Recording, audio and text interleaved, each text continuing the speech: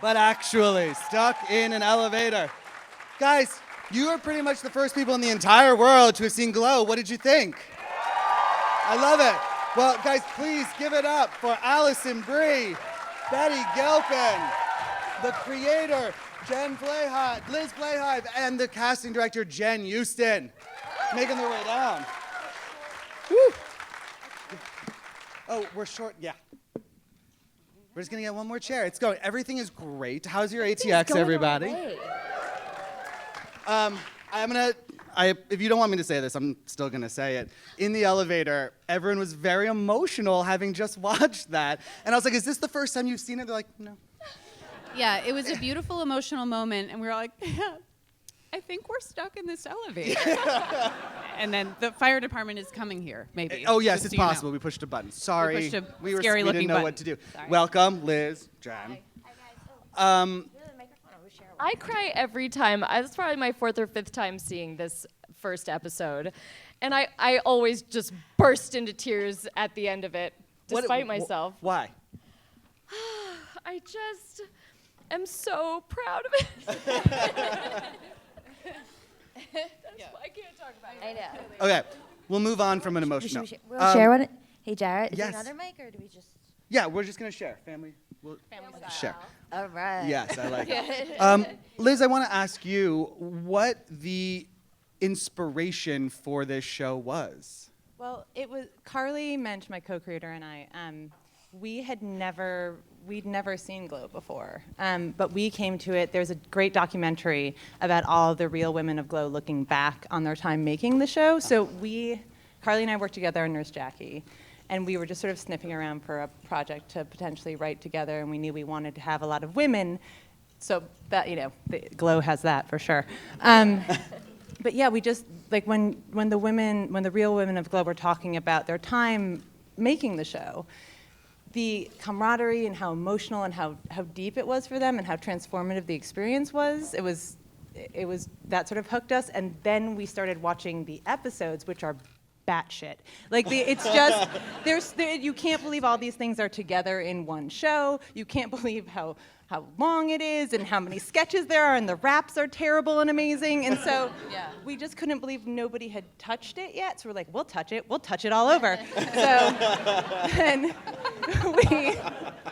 we emailed Genji, because Carly had worked with her before, and sent a quick, want to make a show about women wrestling in the 80s, and she said yes. And then we ran away and wrote a script for a year and tried to get it right. At what point did you say, I need to build this show around a central relationship like this one? I mean, I think that was always, just in terms of how we write, if it were just a circus, we couldn't write that show. I think we knew we needed to have a real emotional center, and we knew we wanted it to be a friendship. I think there was one draft where we were toying with a sister relationship, but we knew there were two women at the center of this show, because we knew just the structure of a face and a heel in a ring. We wanted something that we could sort of parallel, or we could play off of. But I think if we didn't have the real relationship at the core of the show, I don't know that we could have really written it.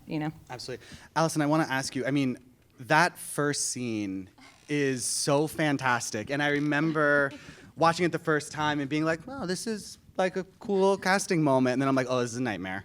I was like, this is terrible. When you open a script and you see something like that on page one, what does that do for an actor? Oh, it was so exciting.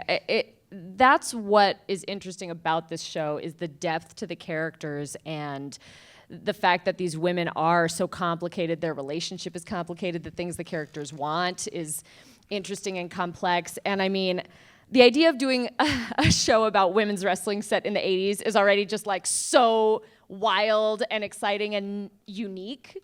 But it's the depth to the writing, really, that drew me to it, and the complexities of this character, this thing that she does in the first episode that's so despicable, and then trying to really continue to play her in a way that's winning. Despite that, was an exciting challenge. Absolutely. Which, note, Netflix has asked, just let's keep that one thing to ourselves in this room as an ATX treat, just no tweeting about it. But I do want to ask, your shirt says villain. Yes. is obviously that's not how you see her.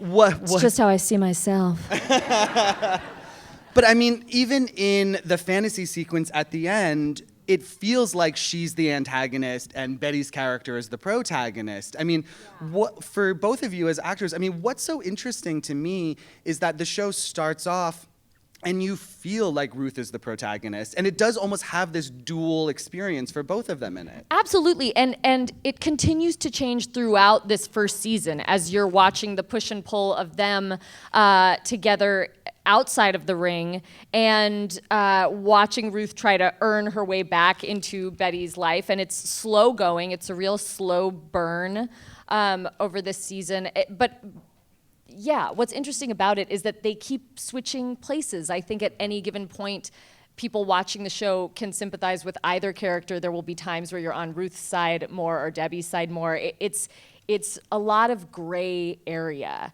And that's what's cool about a show about wrestling, or just set in the wrestling world, is that their lives outside the ring are totally gray and complex and weird and messy. And then inside the ring, it's really black and white, and you have heroes and villains and faces and heels. And it just was another favorite aspect of the show for me, to play a bit of a villain or to play even just the heel in the ring was exciting, because I don't think it's something that people picture for me. A lot of even just close friends were surprised when I would tell them that aspect of the character.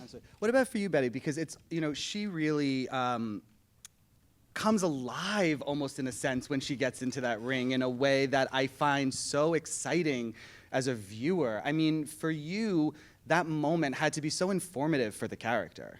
Yeah, I mean, I think when we meet Debbie, she's telling herself that she's living the exact life that she wants, that she wanted to leave the soap to have a baby, and sort of the credits rolling on her perfect life. And, I think she's probably the friend at lunch that talks like 80% of the time and like doesn't ask you too many questions, like kind of doesn't know when your birthday is.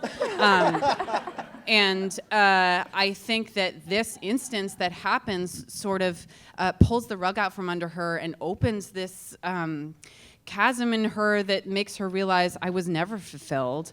I have this power inside me that's never been able to be funneled into something, certainly not as squinting my way through a soap opera. I'm unhappy in my marriage. I think motherhood also is like giving her these cave woman feelings that she's never felt before. And yeah, I think in the ring for the first time in that scene, she's using her full capacity of feeling. And then as you'll see in the season, I think wrestling kind of offers that channel to her. I'm curious because, in the first episode alone, we meet so many interesting women, and I think that's just a world that would continue to open up. And I'm curious what the casting process must have been like for this. I mean, how difficult was it to fill these roles, Jen? Well, I cast orange, so I cast orange as the new black, so you can't give me a challenge. Like Genji has asked for unorange, things that like I never thought I could find in a million years. So this was actually really enjoyable. It was wonderful. And I got to meet, and it was cast in LA, and I just met these wonderful, amazing women and pulled in a few from New York and people we've known before. I mean, I did due diligence, and we as Liz said, we went through all the real wrestlers, like Kia Stevens, who is the larger Plays African-American Teme. woman. She's a real wrestler. Yeah, Awesome Kong. And so she's amazing. She's a great actress.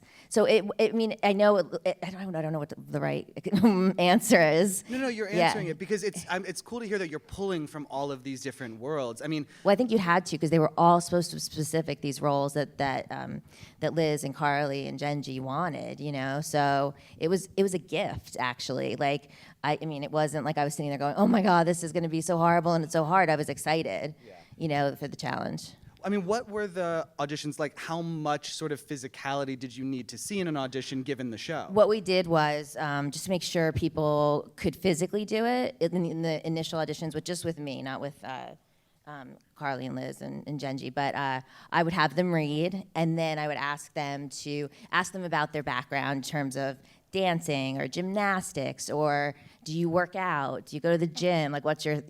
And it was really depressing because it was in LA, and everybody's like, I do this and this and this and this and this, and I'm like, I can't even like walk down the stairs.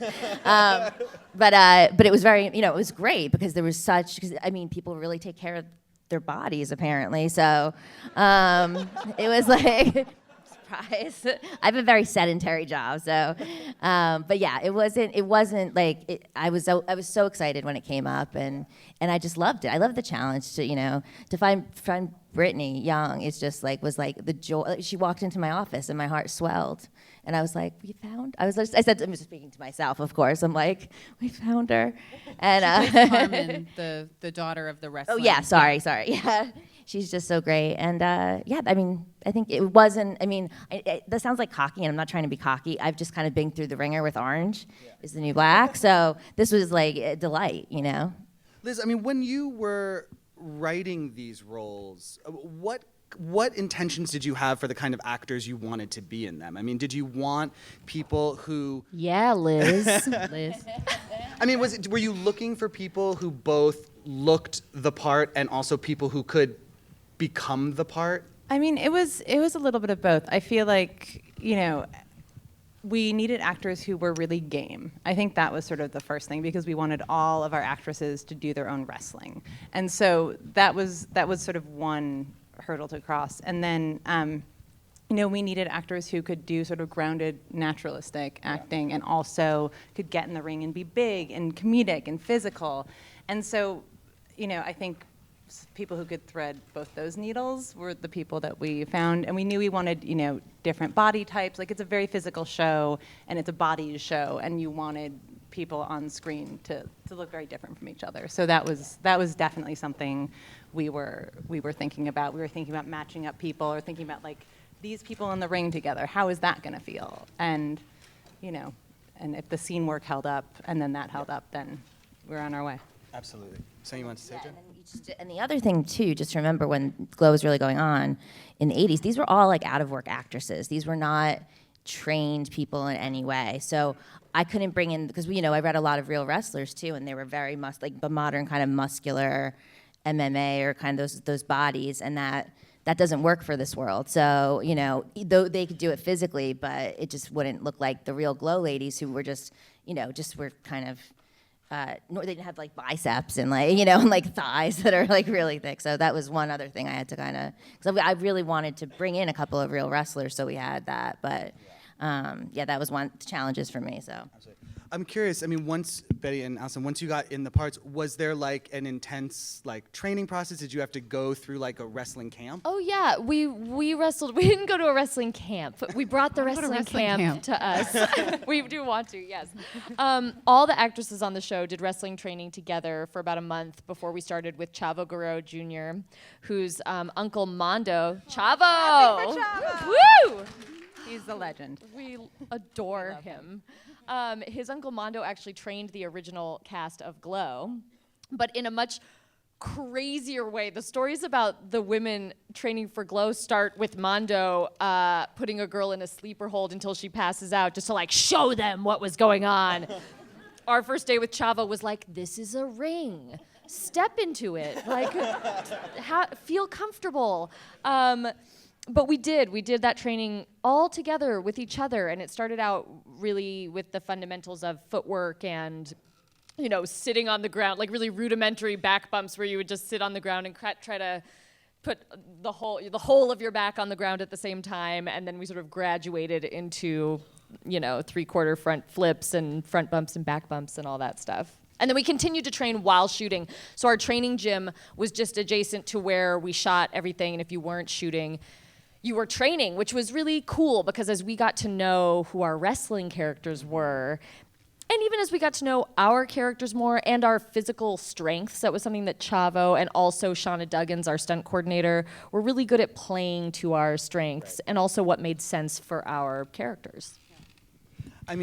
You have this sort of fight happening, and then you go into this amazing fantasy sequence where they're really doing it. Betty, what was it like for the first time to have the full Glow persona on in this fantasy moment for the two of you?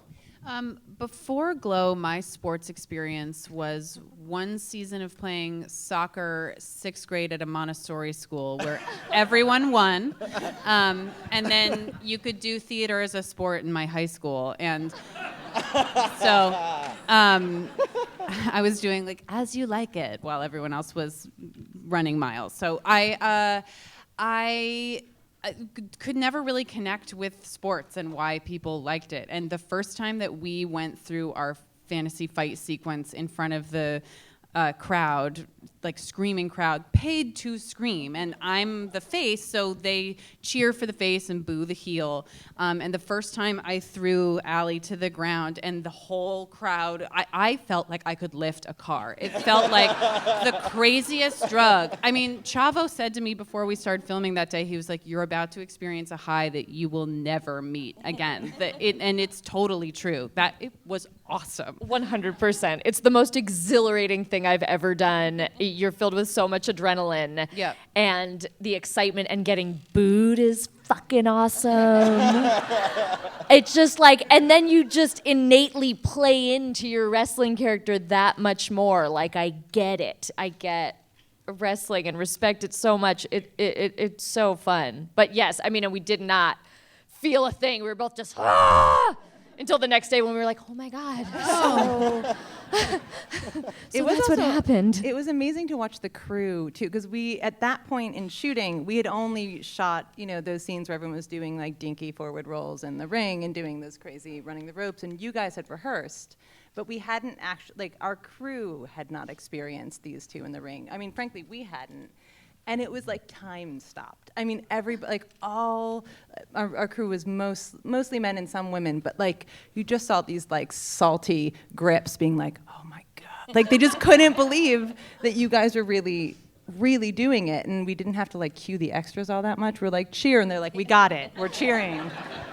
We're gonna do it anyway. I love that. I'm curious because, there's that interesting moment in the episode, Alison, where Ruth sort of gets fired and then she goes to the scene study where the dude falls asleep.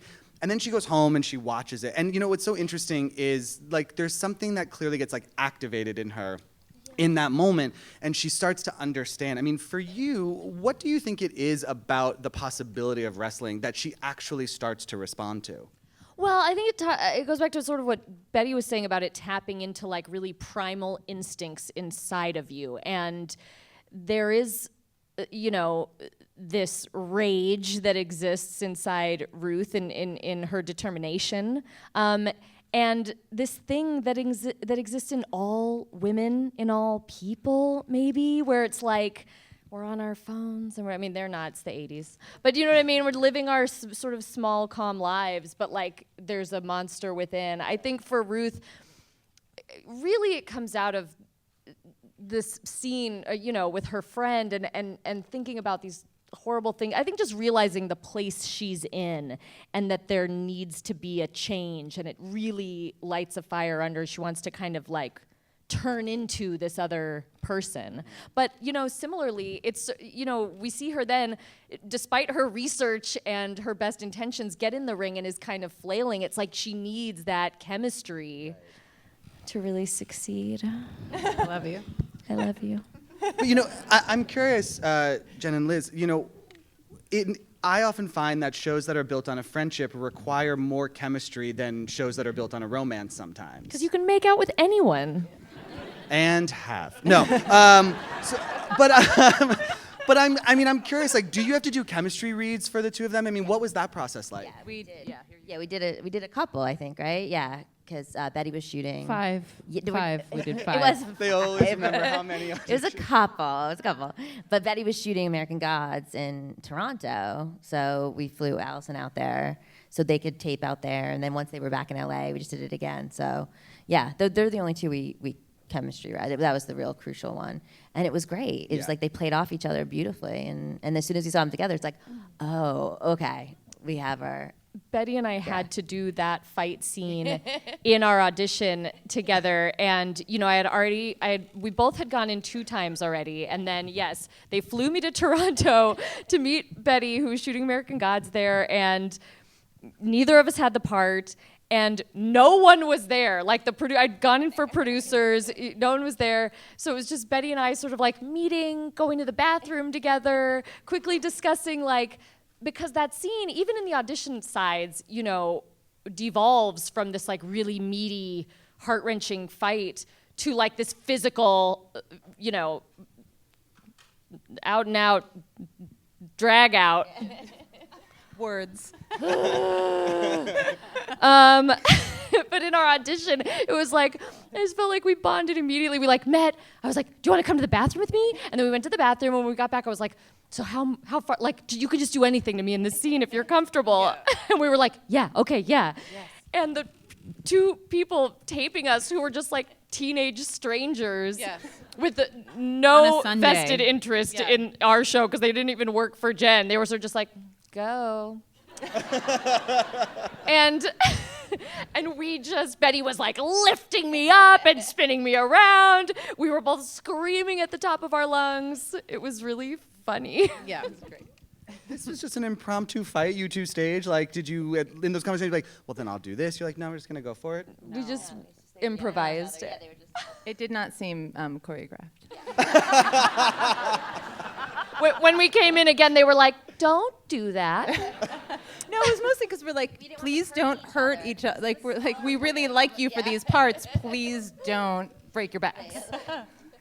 They really went, but I mean, they really went for it when they came back. I just remember Betty like had you pinned up against the wall, and I was like, oh, whoa, you know, like just kind of. But it was amazing, and that was exactly what we want. It's just raw, and that there's nothing more beautiful than a like raw audition, in any way, even speaking, fighting, whatever. So as long as they're not like hitting casting people or whatever. So. Right. Because that has happened. So. Aesthetically, the show is amazing also. Thanks. I mean, I think you guys, first of all, that. you're going to do wonders for 80s music being re-downloaded. Yeah. I mean, I literally, that last scene, like, I got to go home and listen to my Journey album. Yeah. Like, I just have, but I mean, Brie, there has to be an element too where when you're in both like the wrestling fantasy costume and even these 80s clothes, you're like, oh, this is like fully transportational. Like, I feel in that immediately. Yeah, I was saying earlier, you know, there's sort of a trend, especially in female roles right now, that's like the impenetrable whisper of a tiny little chickadee playing the ukulele, squinting and not revealing anything about herself, and just like the small, and like just do the lines with nothing, just do nothing, just whisper it and squint and don't even do anything. And I just put myself on tape like a month ago for the Lisbeth Salander. They're doing a new girl with the dragon tattoo who is like that. It's like, oh, like, and I watched the tape back, and it looks like I am Robert Sean Leonard as Elaine Stritch, being like, hello! Like, it is crazy. And so I kept feeling like, there are no parts for girls who want to play to the mezzanine. Like, it's all whisper squints. And so when I saw, like, Glow, which is like the 80s, wrestling, hair, Genji Cohen, like, it just felt, I was like, oh my God, this is a part where I could make as many faces as I want to. So strangely, in the wrestling ring, I feel totally comfortable. Totally. And you're right that, like, Beth Morgan, our costume designer, did such an incredible job. And with 14 women in the cast, you really get to see all those different sides of the 80s. You know, we have the punk and the Madonna and like the Valley Girl and all those different tones in clothing. It definitely took us back. I got a perm and like a shag by choice. And the perm smell alone, I was just, oh my God. I just remember my mom and her a million perms, you know? Smells so bad.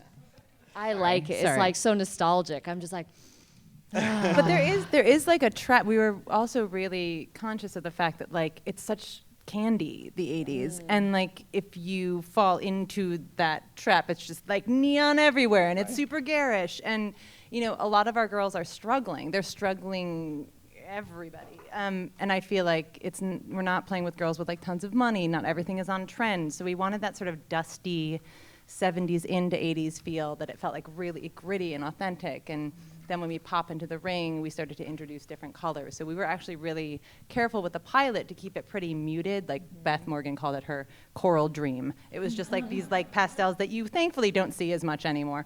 But it's just sort of a dusty, it's a dusty feeling, which is really nice too. And then it starts to get brighter as the season goes on. I want to talk about Mark Maron for a moment. Sure. I get like major You might, Mark. Tom Hanks and A League of Their Own vibes from him and that. Just like that, I hate all of you, but I want everyone to win. You know, it's just, I mean, first of all, when you had to set out to sort of fill the role, what was it about Mark that just brought that to life so well? It was me. It's just, I mean, I said this in another panel too. I've loved Mark since I was about 22. I mean, like for the past 20 years. Because in the mid to late 90s, you know, he was like a big deal in stand-up in New York. And we would bring him in, and he'd swoop in, you know, just swoop out. And he's so cool, he wouldn't even look at me. I was like a casting assistant. And I was like, oh my God. Because he's dreamy in a way that, like, you know, a 22-year-old would think. And it was like my first idea for Sam, because he has everything that I thought Sam needed to have: humor, smart, fast, quick, and I've cast him before. I cast him in Sleepwalk with Me. I cast him on Girls. And I called, I was like, I want him to just put himself on tape, because I was in New York and he was in LA. And he made the most perfect tape. Like, it was beautiful. I was so excited. It's the only one I sent to them. And I was just like, here. I go, I can't do any better than this. And thank God I was right. So, because he's just perfect. He was just amazing. Like, I saw him, I saw the audition. He was even funnier. I mean, with you guys on set, it must have been amazing, so. Yeah, Liz, I mean, what was it about him that fit, once you saw the tape, like fit the idea you had for the character? I mean, it's just one of those things. I mean, it's funny because we did not write the part for him, but it feels like the words are just coming out of his mouth so naturally. And I think that sort of, it was like an undeniable thing. Like he just wore it like it was nothing, you know? And I think when you get that, you're just like, oh, okay. I mean, it's like telling the story of like 5 chemistry reads, and then we cast Mark off of a tape. He lorded that over us all the time. Really, I'd be talking about fighting for the role, and he'd be like, I just sent a tape in. And then they just cast me. But in fairness, he was the only man, you know, the only man in the pilot, like for the season series regular that I had to cast. So, you know, I don't know. It was just kind of a no-brainer for me. I just saw it, and I'm so happy that, you know, for him and the show. And you girls, you got to play. I would love to open it up to audience questions. If you haven't, just raise your hand. Great. Okay, so I'll go right here. I just have a question about the costumes. You did a lot of regular 80s fashion. Was that super uncomfortable at all? No. Oh, I loved it. The question was about the costumes. Were they uncomfortable and awkward? No, I loved the costumes. I love the 80s. I like that Ruth is like kind of masculine. She's kind of a tomboy. For me, with characters, I always work very outside to inside too, in terms of like how they walk and move and speak. So the wardrobe's so informed, I think, who Ruth was for me.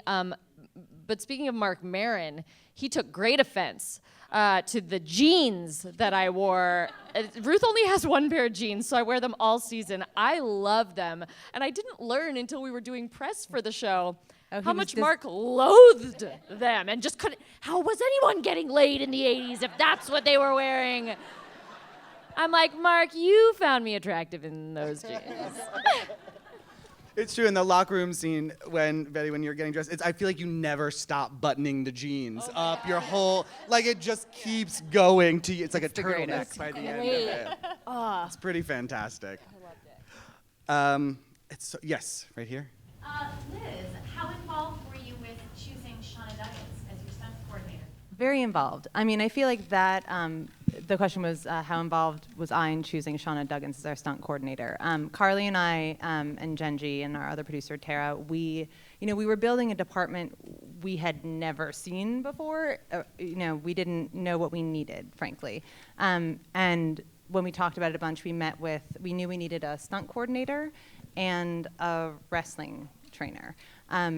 And Shauna came in, and Shauna was Jennifer Garner's double for a very, very long time, and then she started stunt coordinating, and she is she's just one of those like incredibly positive, warm bodies that like she'll make you believe you can do anything.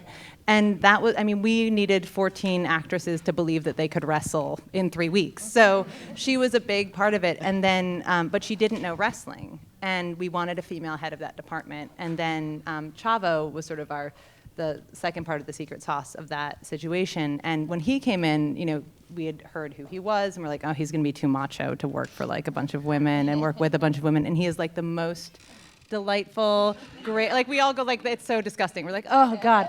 But he's just like, they're both so encouraging. And it's really like building a sports team. And so she was huge for us.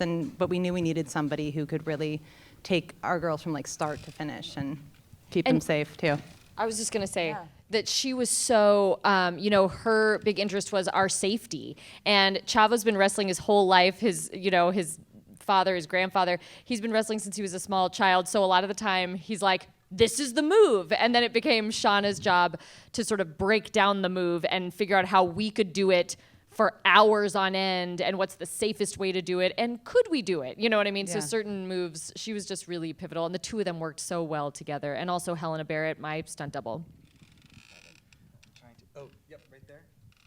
Did you guys have a chance to talk to any of the original gorgeous ladies of wrestling? Babe the Farmer's Daughter came by set when we were shooting our finale, and she was great. We didn't really talk to they've been very supportive on social media, and we've interacted with them in that way. But I think an important thing about our show is that all of our characters are fictional, and we're not basing them off of any of those women specifically. So I watched the documentary, and I watched a lot of episodes of Glow. We all did. But I think it was important that we create our characters on our own and that they come from us and that we weren't sort of exploiting their personal lives for our show. Yes, right here. Yeah, you spent a good part of the beginning of the show showing how much stuff that women have to put up with in the audition process in the 80s. Is it any better now? How much stuff women have to put up with in the audition process. Shit! Is it any better now? No.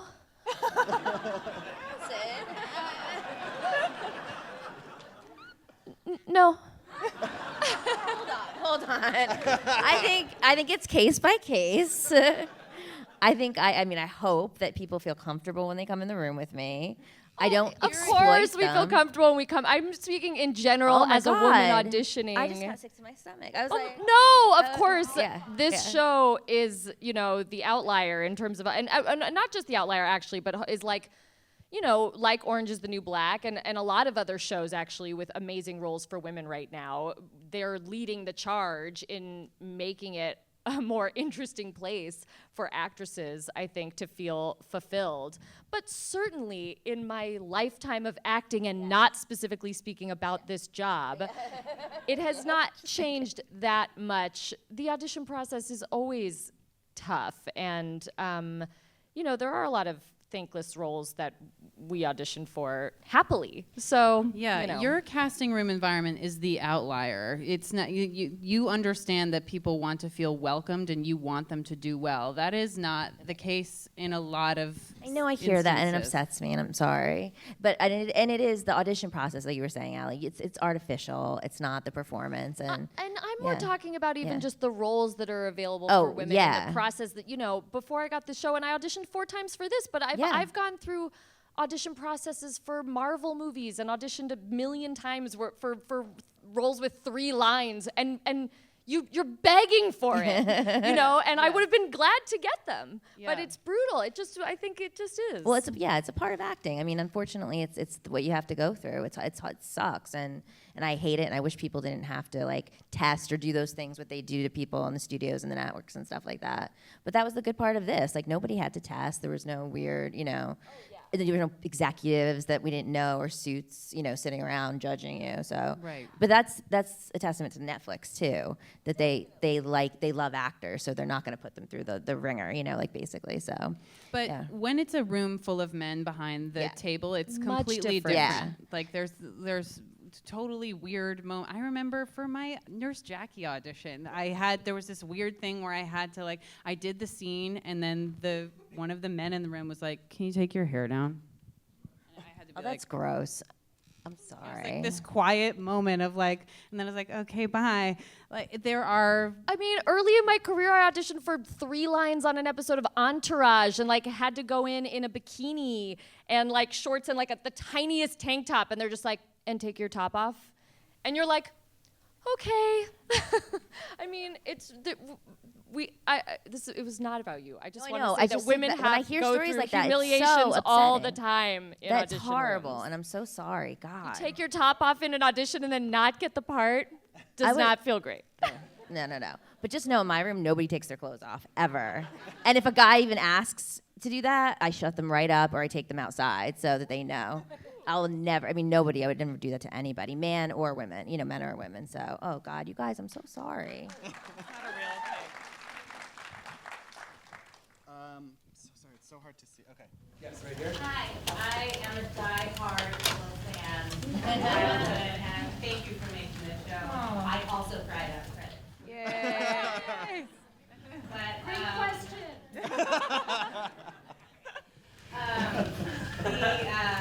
I watched the documentary actually yesterday, and those women live those parts 24 hours a day and call each other by those names and really live it. Does the show sort of revolve in that area, or do they get real with each other? I mean, they get real. The first season, we really take our time. We're starting at the audition, and we're going very slowly through when they find their characters to how we get to the actual making of the pilot of Glow. So I don't think we're quite yet at the moment where they are living their wrestling characters 24 hours a day, but we're definitely starting to deal with the interplay of their real selves and their wrestling personas and how those start to interact. Yes. The way you apologize to God in the ring. That was improv. Kate Nash. Wow. Oh, Kate Nash. My Kate Nash. This was a few years ago actually, and her manager called me in New York, and she's like, Kate Nash is gonna be in New York, and she wants to meet you. And I said, I don't have to meet Kate Nash because I'm the huge fan, and I have her albums on everything. I'm like, that's just weird because musicians are so cool, and just to anybody, you're just like, oh my God, the person I'm listening to wants to meet you. So I eventually was like, okay, she can come in. I don't know what to really talk to her about except how much I love her music and just fan out.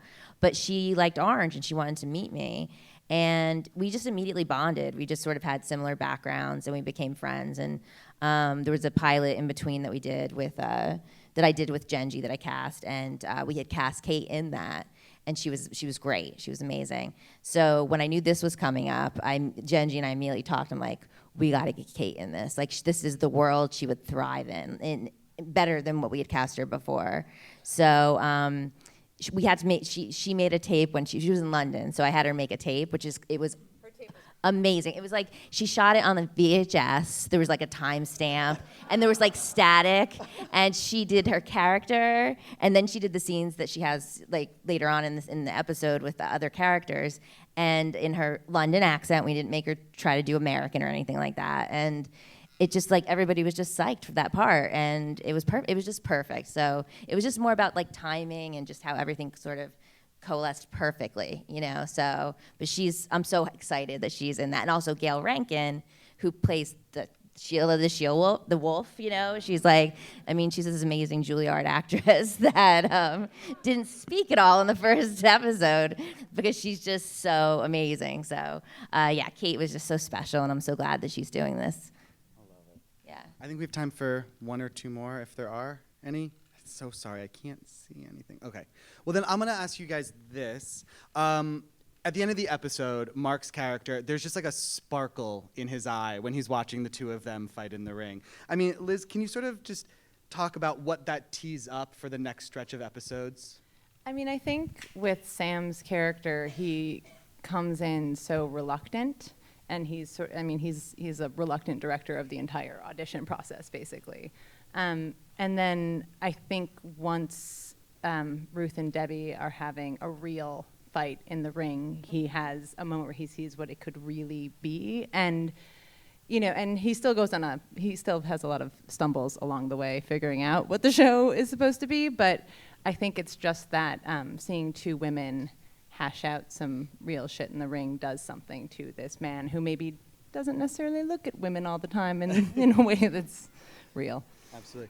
Betty, in that moment, Debbie sort of, I think, steps the first foot on a path she never intended to go down.